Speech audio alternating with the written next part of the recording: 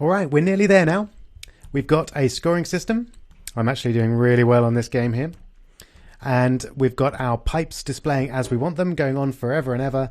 And we've also got the bird moving and the collision detection working as well.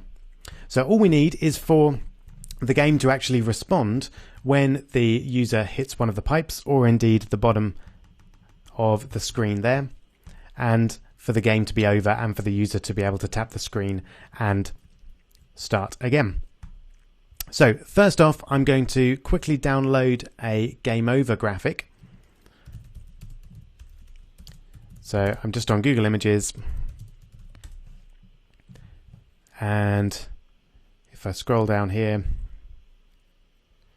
there we go. That'll work brilliantly. So we'll go for that one. Obviously, when you're creating your own games, you need to create your own graphics, but this will do for us for now. I'll just call this game over. And here it is in preview. I'm just going to do a resize. So it's currently 2000 pixels. That's plenty. 500 should be more than enough.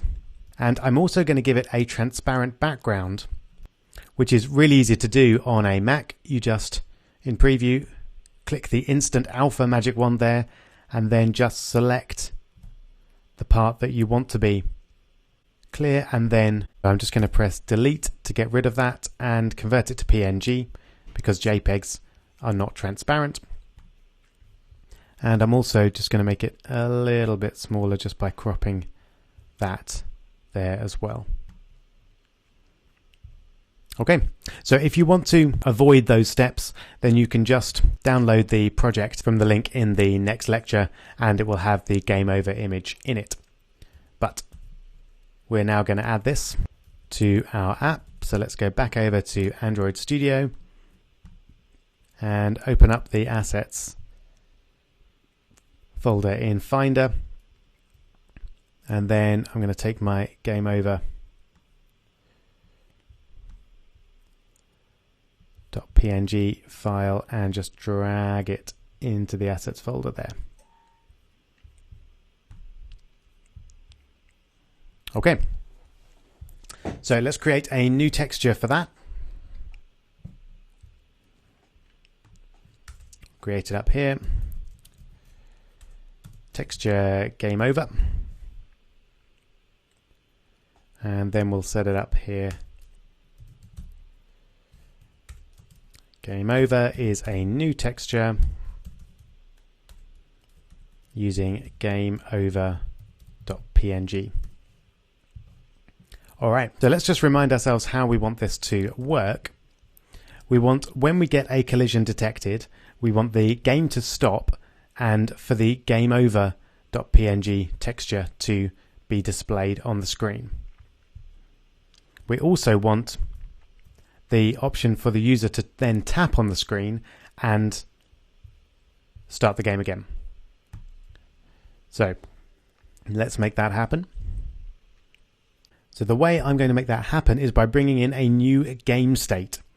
So far we've got two game states, 0, which is the very beginning, and 1, which is playing the game.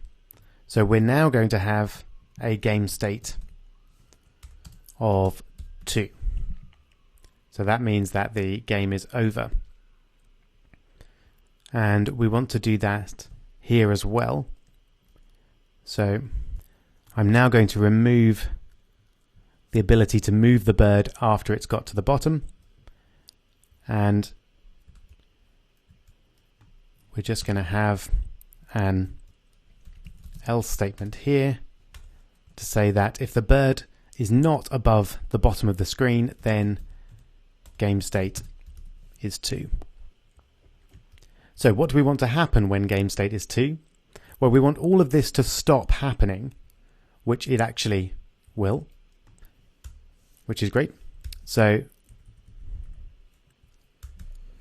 this is now only going to happen when game state is equal to 1. So we're going to have all of that first. we'll add this if game state is equal to 0.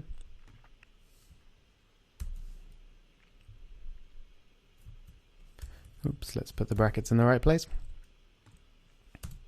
And our final option is if game state is equal to 2. We don't really need an if there because it's the only other option, but it makes it clearer what's going on, I think. So just by the virtue of game state not being 1, all of this stuff is not going to happen. So the tubes are going to stop moving, which is great. We'll still have the background, which is good. And we'll still have the bird, which is also good, but we won't have the tubes moving. So that's great. The only thing we actually want is our game over message. So let's draw that. So batch.draw, and we want game over. And we want it in the center of the screen. So X is going to be gdx.graphics.getWidth over 2 minus game over dot getWidth over 2, and then the same for the y coordinate. Well, almost the same anyway, just with get height.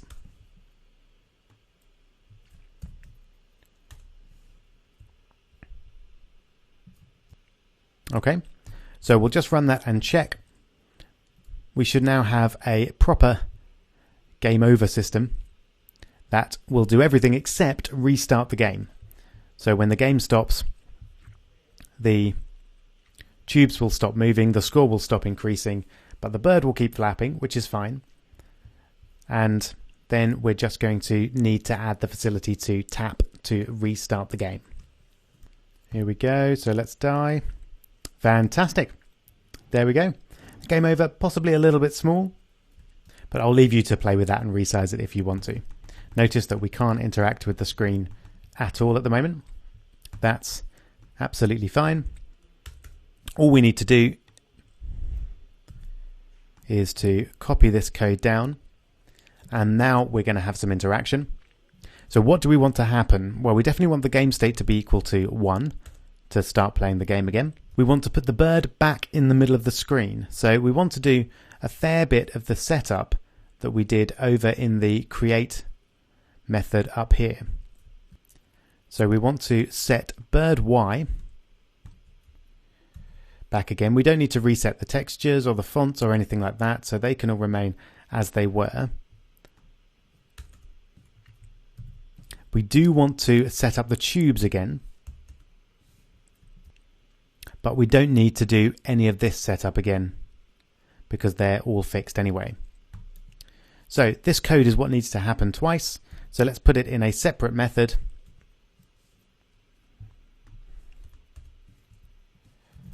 I'll call it start game.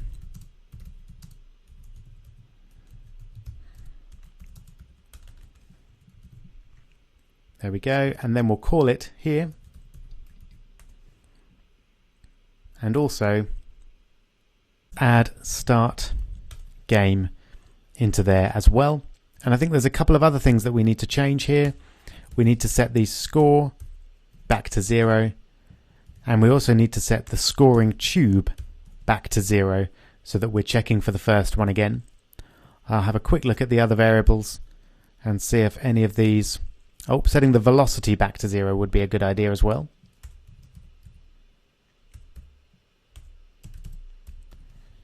Otherwise, they might start falling down rather quickly. The score and scoring tube we've done. Game state we're setting. Gravity's not changing anyway. And these ones here, all the tubes we're going to reset. Great. So with any luck now, we should find that we get the game over screen. And then when we tap the game over screen, we're back to the beginning of the game again. And everything has been reset. Let's give it a go. Okay, let's check it out. So I'll just die down there first. Yep, that looks fine. And then restart. Okay, wonderful. And let's see if I can actually get myself a point There we go. So we've got our 1 point, and then it goes back to 0 again when we restart. Wonderful. So there's definitely a few improvements that can be made. We've got the game over screen. You might want to make the game over image a little bigger. As I said, you might want to bring the score to the fore. You might want to give them a high score, and you might want to stop the bird sort of floating slightly strangely as it does there and make it fall to the ground regardless of where the bird was when it died. But I'll leave all of those as minor tweaks that you can make to make the best Flappy Bird game that you could imagine. But I hope you've enjoyed the process, and I hope you're now having some ideas about games that you could make using these ideas. One of the great things about making games for phones is that they don't need to be big and complicated. Just small little apps like Flappy Bird can be hugely popular. So I hope you have some great ideas and use the skills that you've learned in the last few lectures to put them into practice. Best of luck.